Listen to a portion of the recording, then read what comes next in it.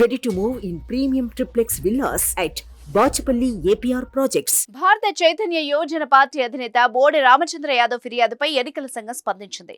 YCP కీలక నేత మంత్రి పెద్దిరెడ్డి రామచంద్రారెడ్డి అధికార దుర్వినియోగానికి పాల్పడుతున్నారని, ఆయన అనుచరులు తిరుపతి ఎన్నికల్లో నకిలీ ఎపిక్ కార్డులను సృష్టించి దొంగ ఓట్లు వేయించారని రామచంద్ర యాదవ్ ఫిర్యాదు మేరకు చర్యలు చేపట్టింది.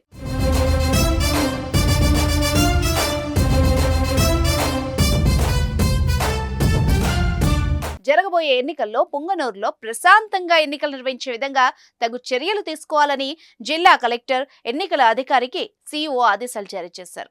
సిఇఓ ఆదేశాల మేరకు జిల్లా ఎన్నికల అధికారి కలెక్టర్ మోహన్ సాగిలి విచారణ జరిపి తీసుకున్న చర్యలను వివరిస్తూ సిఇఓకు లేఖ రాశారు.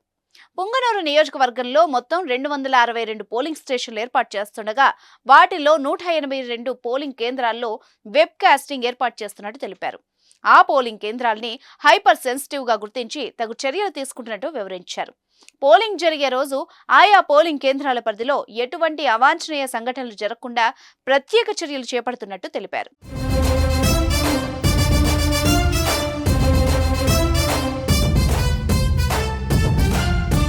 సుమన్ టీవీలో మీ పర్సనల్ అండ్ బిజినెస్ ప్రమోషన్స్ కోసం కింది నెంబర్కి కాంటాక్ట్ చేయండి.